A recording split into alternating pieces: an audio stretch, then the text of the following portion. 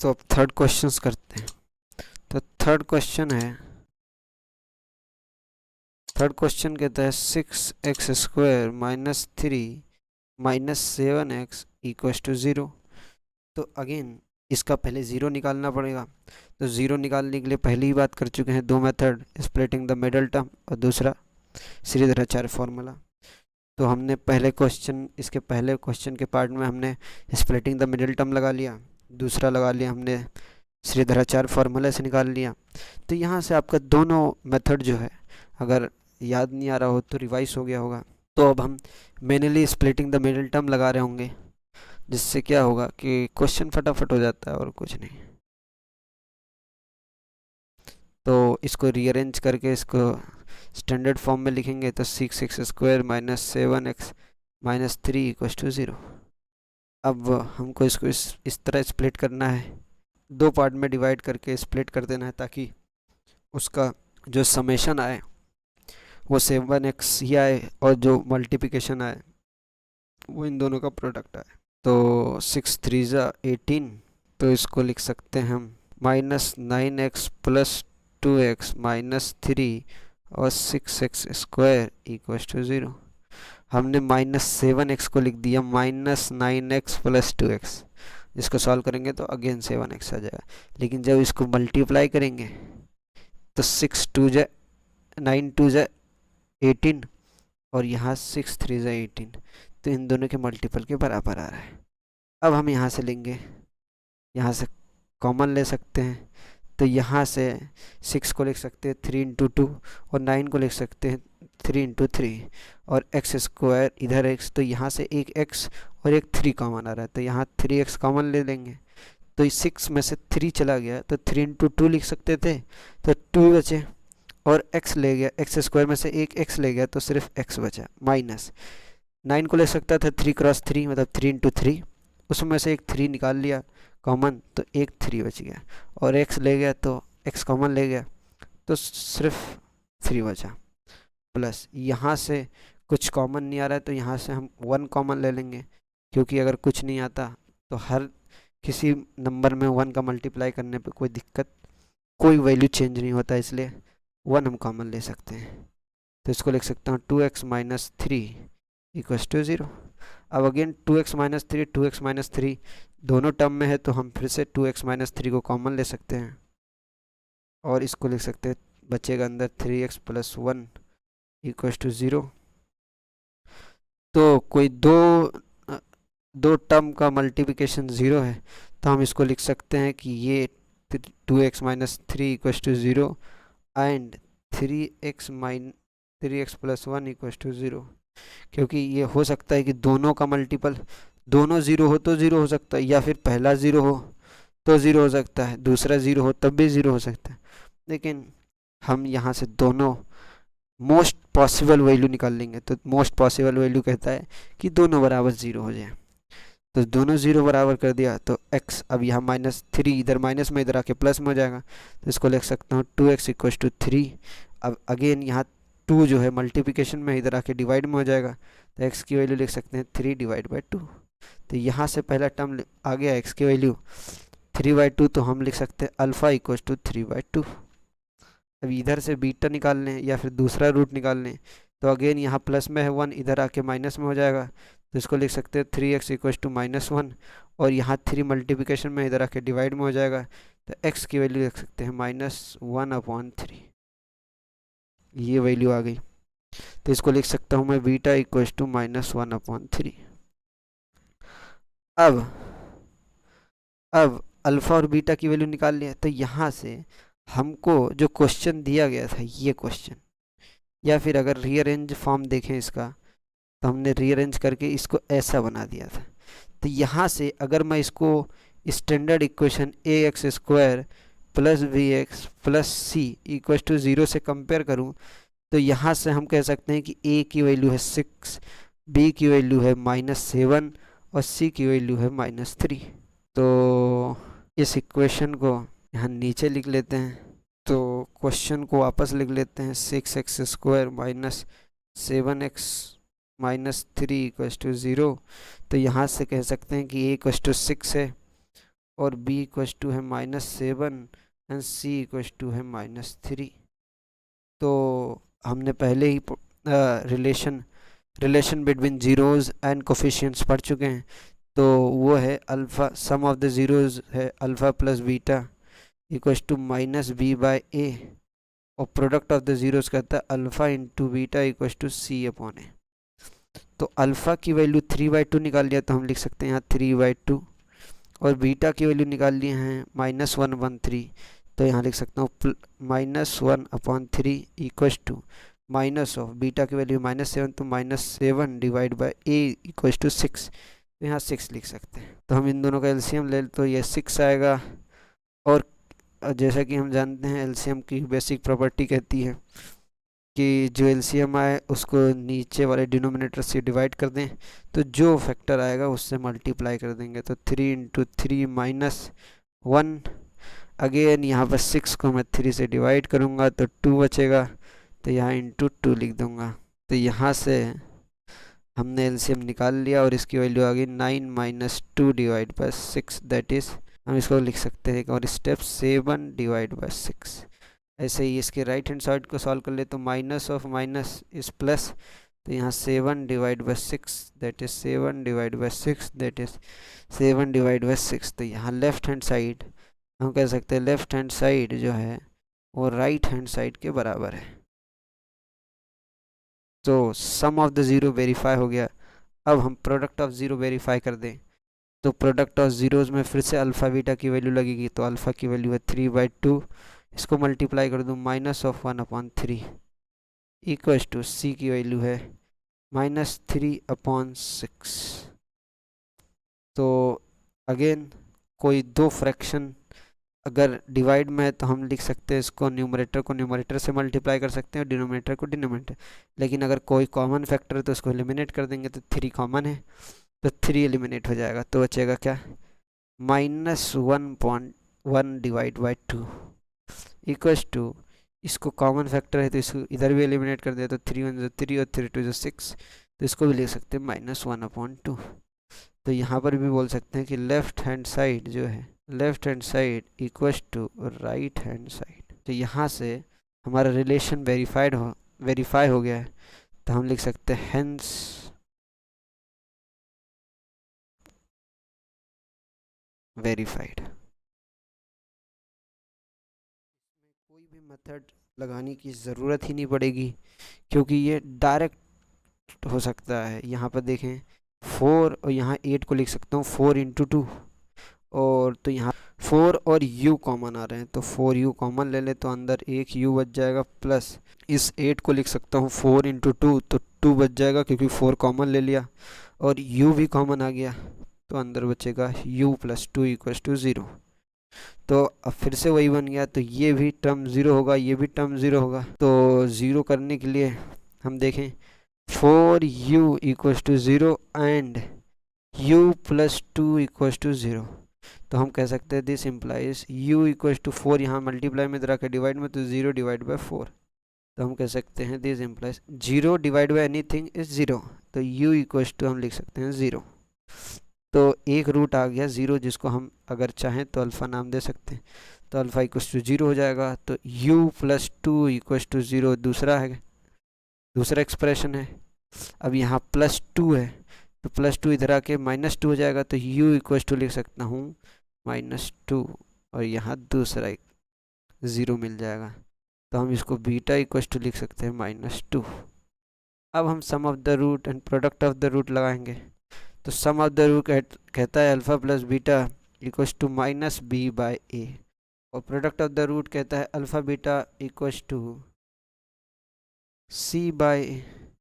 अब हम standard equation, हमारा क्वेश्चन कहता है 4u² प्लस 8u, अब आगे एक टर्म नहीं तो हम इसमें एक टर्म खुद से जोड़ सकते हैं प्लस 0 इक्वल्स टू 0। तो हम यहाँ से अगर स्टैंडर्ड इक्वेशन है ax² plus bx plus c equals to 0, तो हम इससे अगर कंपेयर करें तो a इक्वल्स टू आ रहा है 4, b इक्वल्स टू आ रहा है 8 और c इक्वल्स टू आ रहा है 0।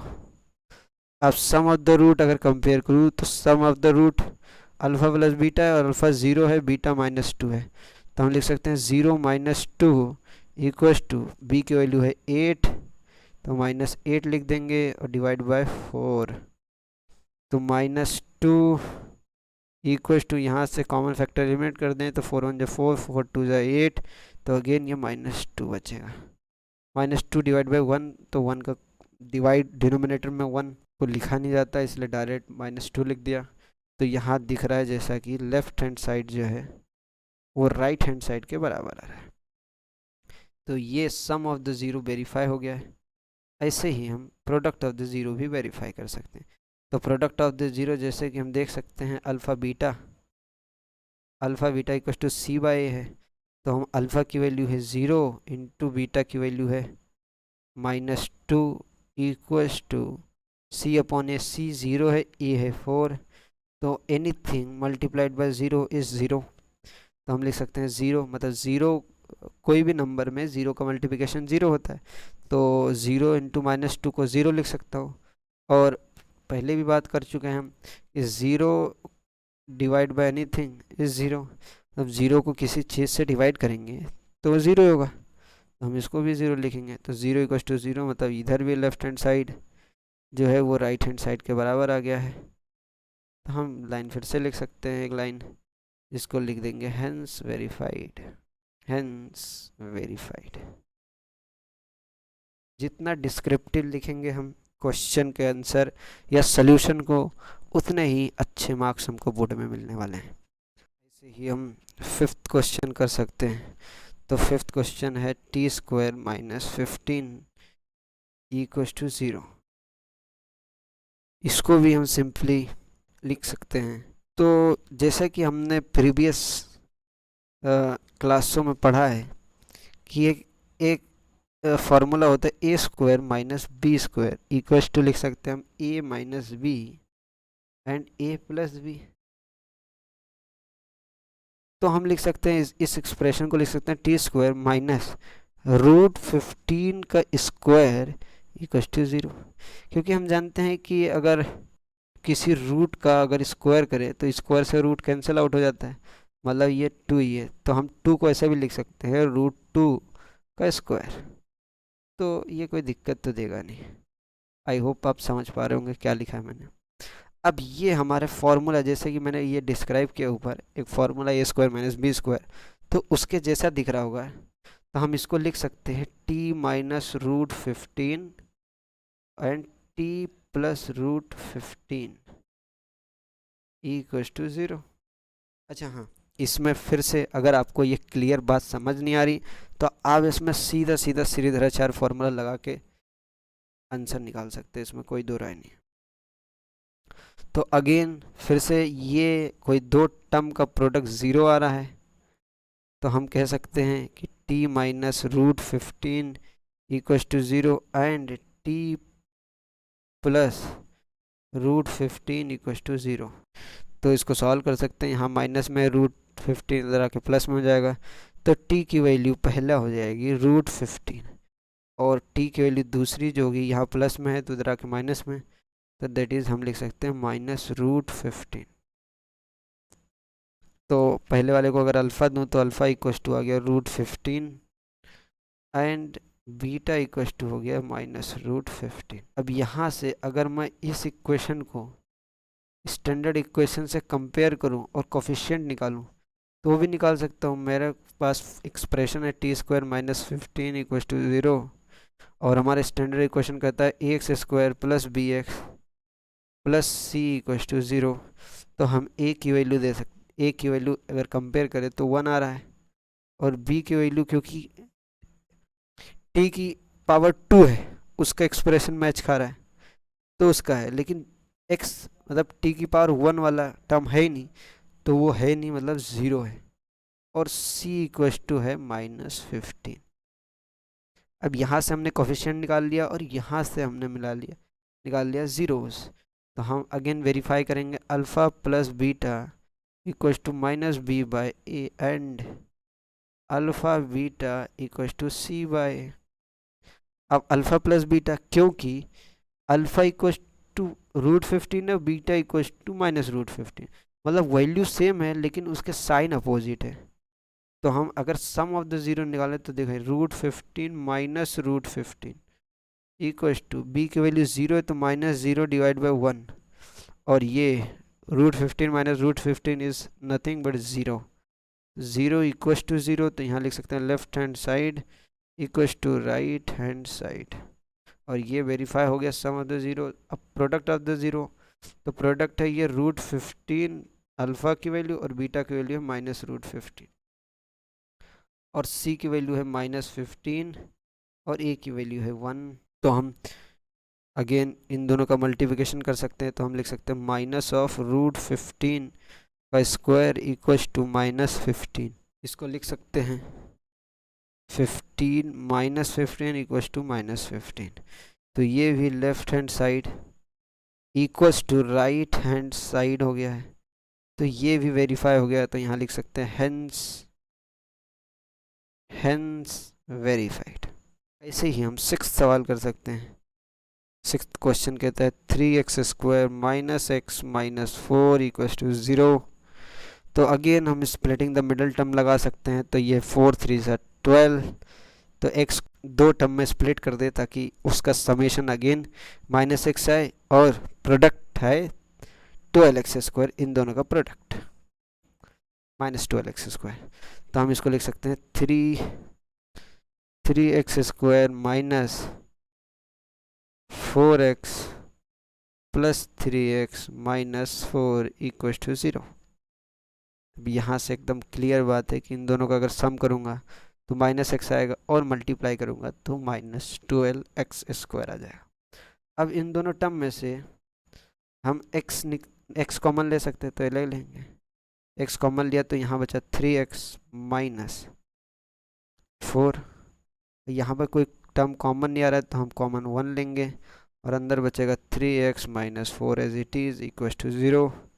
यहाँ इस दो टर्म में फिर से यहाँ देख सकते हैं ये कॉमन आ रहा है तो इसको फिर से कॉमन ले सकते हैं तो 3x माइनस 4 अंदर बचेगा x प्लस 1 इक्व टू 0। तो हम इसको फिर से लिख सकते हैं 3x minus 4 equal to 0 and x plus 1 equal to 0। तो हम x की वैल्यू लिख देंगे, x की वैल्यू ये माइनस में है इधर आके प्लस में हो जाएगा तो इसको लिख सकते हैं 4 और ये 3x इक्व टू 4। तो हम x की वैल्यू ये 3 इधर मल्टीप्लाई में इधर आके डिवाइड में हो जाएगा तो इसको लिख सकते हैं 4/3। तो पहला वैल्यू आ गया, इसको चाहे तो लिख सकते हैं अल्फ़ा इक्व टू 4/3 और इधर x प्लस 1 है तो यहाँ प्लस 1 है इधर आके -1 हो जाएगा तो x की वैल्यू लिख सकते हैं -1 जो कि इसको और बीटा इक्व टू -1 लिख सकते हैं। तो हमने दोनों रूट निकाल लिए हैं। अब हम क्वेश्चंस को स्टैंडर्ड इक्वेशन से कंपेयर करके कोएफिशिएंट निकाल लेंगे। तो 3x² minus x minus 4 equal to 0। तो यहाँ हमारा स्टैंडर्ड इक्वेशन कहता है ax² plus bx plus c equal to 0। तो हम कह सकते हैं a इक्व टू 3 है, b इक्व टू है -1 और c इक्व टू है 4। तो हम वेरीफाई करेंगे sum of the root and product of the root. तो सम ऑफ द रूट कहता है alpha plus beta equal to -b/a and product of the root कहता है alpha into beta equal to c/a। तो sum of the root जिसमें alpha plus beta है तो alpha की वैल्यू हमने निकाल ली 4/3 और बीटा की वैल्यू निकाल ली -1। तो हम लिख देंगे 4/3 -1 इक्व टू बी की वैल्यू है -1 डिवाइड कर दूंगा a से तो a है 3 तो यहाँ 3 लिख देंगे। तो इन दोनों का कॉमन लें तो 3 आ जाएगा एलसीएम, इन दोनों का एलसीएम लेंगे तो 3 एलसीएम आ जाएगा। तो यहाँ 4 - 3 इक्व टू -1 था यहाँ पे तो ये माइनस माइनस हो जाएगा प्लस। तो ये 1/3 इक्व टू इसको लिख सकते हैं 1/3 इक्व टू 1/3। तो हम यहाँ लिख सकते हैं left hand side equal to right hand side. यहाँ फिर से लिख सकते हैं अल्फ़ा बीटा तो अल्फ़ा की वैल्यू 4/3 है और बीटा की वैल्यू है -1 इक्व टू सी की वैल्यू है 4 और ए की वैल्यू है 3। तो हम अगेन इसके नीचे कुछ नहीं है, मतलब 1 है, तो हम किसी दो फ्रैक्शन को मल्टीप्लाई करते हैं तो उसका डिनोमिनेटर को डिनोमिनेटर से और न्यूमरेटर को न्यूमरेटर से। तो 4 into -1 is -4, 3 into 1 is 3 equals to, यहाँ सी की वैल्यू क्वेश्चन से वापस कंपेयर करेंगे। सी की वैल्यू मैंने गलत लिख दिया है यहाँ पे शायद। सी की वैल्यू है -4, तो यहाँ 4 नहीं -4 लिख दें। तो सी की वैल्यू यहाँ -4, तो ये जाएगी -4/3। तो अगेन लेफ्ट हैंड साइड जो है वो राइट हैंड साइड के बराबर आ रहा है। तो हम यहाँ एक लाइन फिर से लिख सकते हैं, हेंस वेरीफाइड।